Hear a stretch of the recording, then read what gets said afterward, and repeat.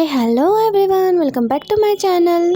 अगर आपको ये वीडियो पसंद आए तो प्लीज वीडियो को लाइक और चैनल को सब्सक्राइब जरूर कीजिएगा। एपिसोड 2 की शुरुआत वहीं से होती है जहाँ पर मिलान को सब कुछ दिखाई देने लग जाता है और वो बहुत ही ज्यादा शॉक हो जाती है ये देखकर कि आखिर ये सब कुछ कैसे हो गया, उसे कैसे दिखाई देने लग गया सब कुछ। पर फिर कुछ ही सेकंड्स में उसे वापस से दिखना बंद हो जाता है। अब वो फिर से शॉक हो जाती है कि वो वापस से नहीं देख पा रही है।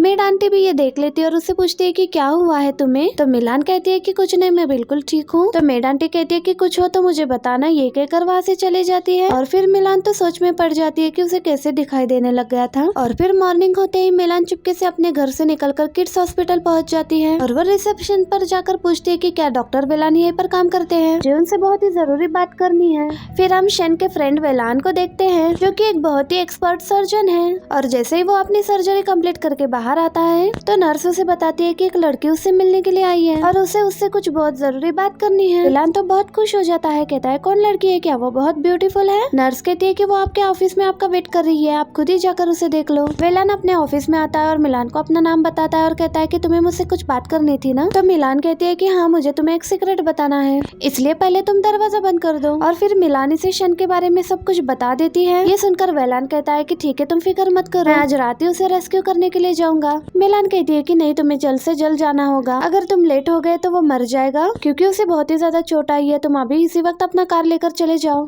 तो वेलान कहता है कि मैं एक डॉक्टर हूँ, तुम्हें मुझ पर बिलीव करना होगा, अगर मैं ये कह रहा हूँ कि वो नहीं मरेगा तो नहीं मरेगा। तो मिलान मान जाती है और वेलान कहता है कि जब शन ठीक हो जाएगा तो मैं उसे लेकर तुम्हारे घर आ जाऊंगा तुम्हें थैंक यू बोलने के लिए। पर मिलान इस बात के लिए मना कर देती है, अगर मेरी मॉम को पता चल गया तो वो मुझे मार डालेगी और आप लोगों को मुझे थैंक यू बोलने की जरूरत नहीं है, मैं बस इतना चाहती हूँ कि वो जल्दी से ठीक हो जाए और सही सलामत रहे। तो वेलान कहता है कि ठीक है, तुम्हारा मैसेज मैं उसे बता दूंगा। फिर ये यहाँ से जा रही होती है और फिर रुक जाती है और इसे पूछने लगती है कि क्या तुम सच में उसे बचाने के लिए जाओगे। तो वो कहता है कि ऑफ कोर्स, मैं उसका बहुत ही अच्छा फ्रेंड हूँ। जिसके बाद मिलान इसके क्लोज जाकर इसे अच्छे से स्मेल कर लेती है और कहती है कि मैंने तुम्हें याद कर लिया है, अगर तुम उसे बचाने के लिए नहीं जाओगे तो मैं फिर तुम्हारे पास आऊंगी। ये कहकर मिलान यहाँ से चली जाती है। रात में हमें दिखाया जाता है कि शन का फ्रेंड वेलान उसे लेने के लिए पहुंच जाता है और उसे लेकर अपने घर आ जाता है और फिर उसकी सर्जरी चालू कर देता है। दूसरी तरफ ली और उसके बॉडीगार्ड्स परेशान हो रहे होते हैं कि शन की बॉडी अभी तक नहीं मिली है और बिना बॉडी के वो प्रूफ कैसे करेगा कि शन मर गया है और अपने बॉस को कैसे बताएगा। वो अपने लोगों को ऑर्डर देता है कि वो शन की बॉडी को ढूंढते रहे और उसके घर पर भी नजर रखे। ये सुनकर असिस्टेंट और बाकी के बॉडीगार्ड भी यहाँ से चले जाते हैं। फिर नेक्स्ट सीन में हम ये देखते हैं कि मिलान की मॉम को ये पता लग गया होता है कि रात में वो बाहर गई थी, इसलिए वो फिर से मिलान के पास आकर उसे मार मार कर उस पर गुस्सा निकालती है और कहती है कि उसकी वजह से ही उनकी फैमिली खराब हो गई है और उसके डैड ने एक नई मिस्ट्रेस लेकर आई है। उसे मारते हुए कहती है कि तुम यहाँ से कहीं नहीं जा सकती, तुम्हें यहीं पर रहना होगा। और फिर से मिलान को मारने के बाद मिलान की मम्मी यहाँ से चली जाती है। मेड आंटी उसे उठने में हेल्प करती है, जिसके बाद मिलान विंडो खोलकर शन के बारे में ही सोच रही होती है, क्या वेलान ने उसे अभी तक ठीक किया होगा या नहीं। फिर हम देखते हैं कि शन को फाइनली 20 घंटे बाद होश आ जाता है। फिर वो अपने फ्रेंड वेलान से कहता है कि मुझे बहुत भूख लगी है, जाओ मेरे लिए कुछ लेकर आओ। तो वेलान कहता है कि ठीक है, लेकिन उससे पहले कुछ डील कर लेते हैं। शन कहता है कि जल्दी से यहाँ से दफा हो जाओ और मेरे लिए खाना लेकर आओ, जिसके बाद वेलान शन के लिए खाना लाने के लिए जाता है। दूसरी तरफ हम ली और उसके आदमियों को देखते हैं। यहाँ पर वो पुलिस स्टेशन में भी गुंडागर्दी कर रहा होता है। अगर किसी से कुछ काम निकलवाना हो तो वो जबरदस्ती उनके साथ मारपीट करके उनसे कॉन्ट्रैक्ट साइन करवा ही लेता है। इसलिए लिन का नाम बहुत ही ज्यादा खराब है और क्योंकि शन ने इनके बारे में न्यूज़पेपर में बता दिया होता है, इसलिए ये लोग इसे बहुत ही चिढ़ रहे होते हैं। और मिलान के घर के पार्टी में भी यही आदमी ज्यादा इसके बारे में बात कर रहा होता है, इसलिए लिन इसको धमकाता है और कहीं ना कहीं उसे सबक भी सिखाना चाहता था। नेक्स्ट सीन में हम देखते हैं कि शन के पास उसका फ्रेंड वेलान आ जाता है और शन को बताता है कि जिस गाड़ी ने उसे हिट किया था वो और कोई नहीं बल्कि मिस्टर लिन की गाड़ी थी। ये सुनने के बाद शन वेलान से कहता है कि मैं तो इस आदमी को जानता ही नहीं। तो वेलान कहता है कि ऑफ कोर्स तुम इसे जानते नहीं होंगे, एक्चुअली तुम्हारी एजेंसी ने जिस मिस्टर जी के बारे में न्यूज फैलाई थी कि वो लोगों को बुली कर रहा है और उनको मारता है, ये मिस्टर ली उसी के लिए काम करता है और ये एक गैंगस्टर है। तो शन कहता है कि आप समझ आया कि ये लोग मुझे क्यों मारना चाहते थे, क्योंकि इनके बारे में मेरे न्यूज एजेंसी ने सच बताया है। तो वेलान कहता है कि अच्छा हुआ तुम लकी थे, एक ब्लाइंड लड़की ने तुम्हारी हेल्प की और मुझे टाइम पर तुम्हारे बारे में मैसेज पहुंचा दी। सोचो, ब्लाइंड होकर भी उस लड़की ने हॉस्पिटल आकर मुझे ढूंढा और ये कितनी बड़ी बात है। शन तो ये सुनकर शॉक हो जाता है और पूछता है कि क्या वो सच में खुद ही हॉस्पिटल आई थी। तो वेलान कहता है कि हाँ, और उसने मुझे ये भी बोला है कि हम दोनों मिलकर उसके घर में थैंक यू बोलने के लिए ना जाए, वरना उसकी माँ उसे और भी ज्यादा मारे। ये सुनकर शन कहता है कि अरे हाँ, मैं तो भूल ही गया था कि वो लड़की ब्लाइंड थी। मैंने उसे तुम्हें कांटेक्ट करने के लिए बोला और भूल ही गया कि वो नंबर कैसे देखेगी, और मैं तो उस लड़की को जानता तक नहीं था, पर फिर भी उसने अपना प्रॉमिस पूरा किया है। तो इससे पता चलता है कि वो कितनी अच्छी लड़की है। नेक्स्ट सीन में देखते हैं कि रात में मिलान अपने रूम की खिड़की बंद करने के लिए जा रही होती है और तभी इसे शन की स्मेल आती है और वो उससे पूछती है कि मिस्टर शन, क्या तुम यहाँ पर हो? तो शन कहता है कि तुमने मुझे पहचान लिया? तो वो कहती है कि मुझे तुम्हारी स्मेल याद थी, शुक्र है कि उस डॉक्टर ने मुझसे झूठ नहीं कहा और तुम जिंदा और सही सलामत हो।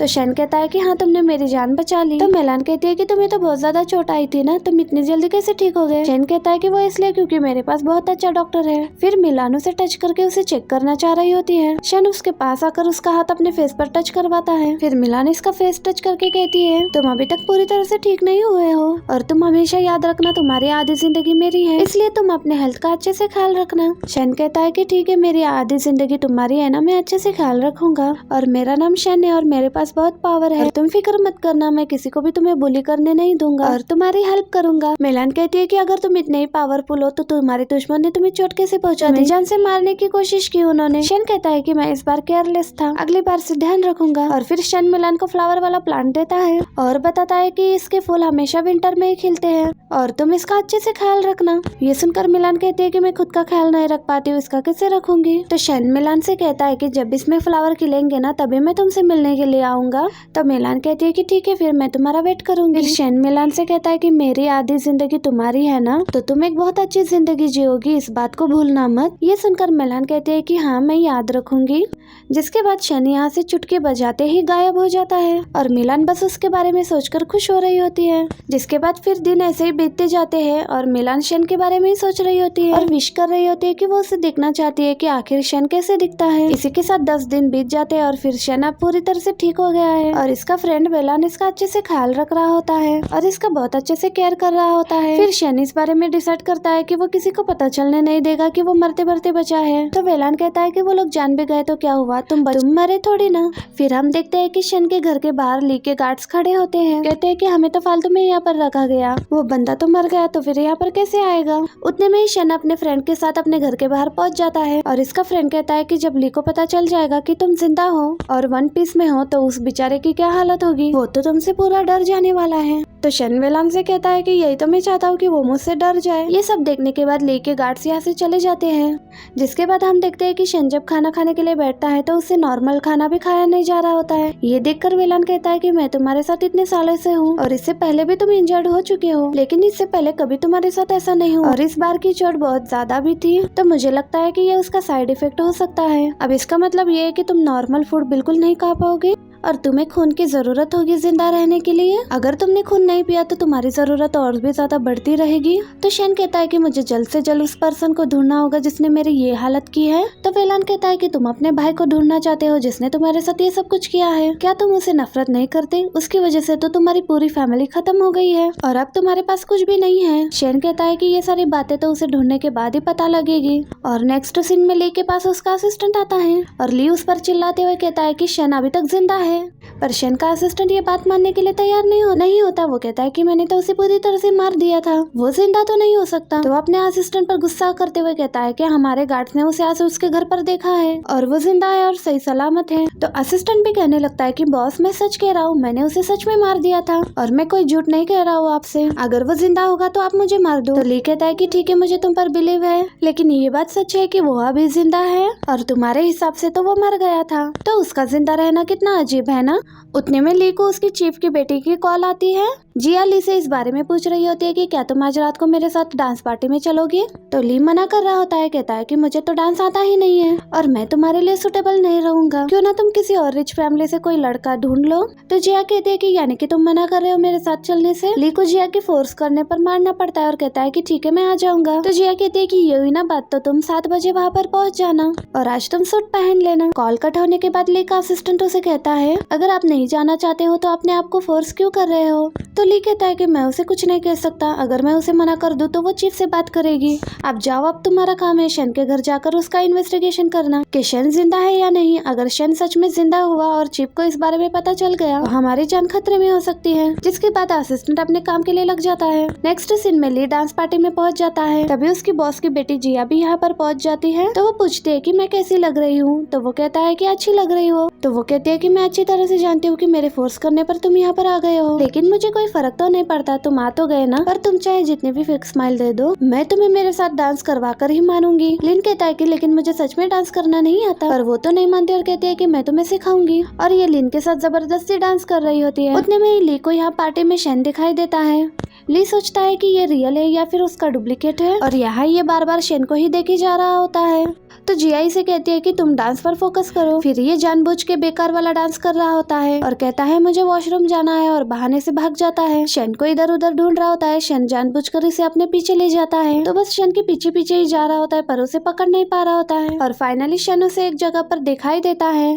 और इसी मोमेंट पर हमारा ये पार्ट 2 भी एंड हो जाता है। गाइस, अगर आपको ये वीडियो पसंद आई हो तो प्लीज वीडियो को लाइक करना और अपने फ्रेंड्स के साथ शेयर करना। पार्ट 3 के लिए प्लीज चैनल को सब्सक्राइब करना। मैं मिलती हूँ इसके नेक्स्ट वीडियो में। Thank you for watching.